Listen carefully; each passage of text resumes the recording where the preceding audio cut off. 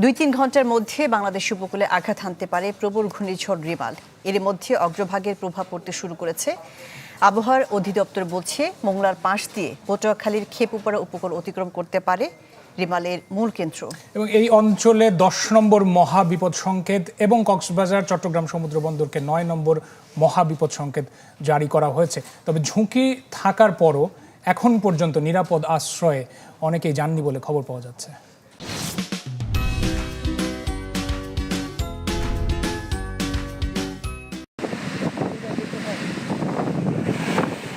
বাঁধভাঙা ঢেউ আছড়ে পড়ছে বালুকা বেলায়। বছরের প্রথম প্রবল ঘূর্ণিঝড়ের বাতাসে উপড়ে পড়ার দশা গাছের। রিমালের অগ্রভাগের দেখা পাওয়ার আগেই বাগেরহাটের সব নদ নদীর পানি বিপদসীমার ওপর দিয়ে বইছে। নদী তীরবর্তী বিভিন্ন নিম্নাঞ্চল ও লোকালয়ে ঢুকে পড়ছে পানি। জোয়ারের পানিতে প্লাবিত হয়েছে সুন্দরবনও। পানিতে তলিয়েছে করমজল সহ বনের উঁচু এলাকা।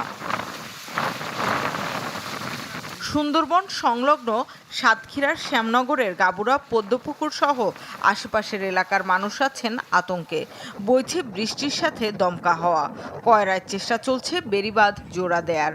আশ্রয় কেন্দ্রে নেওয়া হয়েছে কিছু মানুষকে, তবে অনেকেরই আছে অনীহা।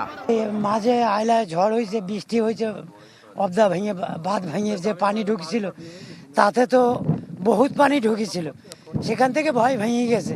আশ্রয় কেন্দ্রে যাবার জন্য বলছে তো এখন তো পরিষ্কার দেখতে আছে যে আর যায় না, তো ৬টার পরে কিছু বুঝে যাইব কেমন করে যায়।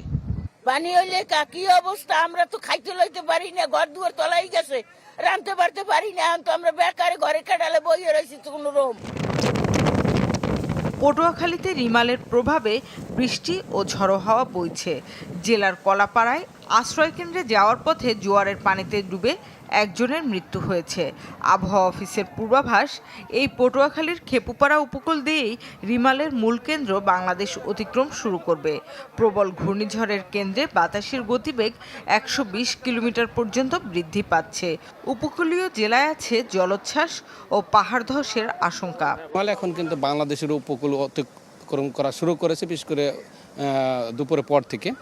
এর প্রভাবে এই বৃষ্টিপাতগুলো হচ্ছে, আর এর প্রভাবে বাংলাদেশে প্রচুর বৃষ্টিপাত হবে এবং আগামীকালও বিশেষ করে আজ রাত থেকে আগামীকাল দিনে দেশের সব বিভাগগুলোতে ভারী বৃষ্টিপাতের সম্ভাবনা রয়েছে। রিমাল মোকাবিলার প্রস্তুতি নিয়ে সচিবালয়ে ত্রাণ ও দুর্যোগ প্রতিমন্ত্রী জানান, আশ্রয়কেন্দ্রে এরই মধ্যে ৮ লাখেরও বেশি মানুষকে নেওয়া হয়েছে। বাতিল করা হয়েছে সরকারি কর্মকর্তা কর্মচারীর ছুটি। সমস্ত আশ্রয় কেন্দ্রগুলিতে পর্যাপ্ত খাবার, শুকনো খাবার, বিস্কুট এবং পানি সহ আমাদের এবং চিকিৎসা সামগ্রী ইতিমধ্যে আমাদের পৌঁছে গেছে। এছাড়া সমস্ত শিক্ষা প্রতিষ্ঠানগুলিকে আমরা আশ্রয়ের জন্য তৈরি রেখেছি। রিমাল আঘাত হানার পর সারা দেশে একটানা ভারী বৃষ্টির পূর্বাভাসও দিয়েছে আবহাওয়া অধিদপ্তর। শামিমা সুলতানা, চ্যানেল 24, ঢাকা।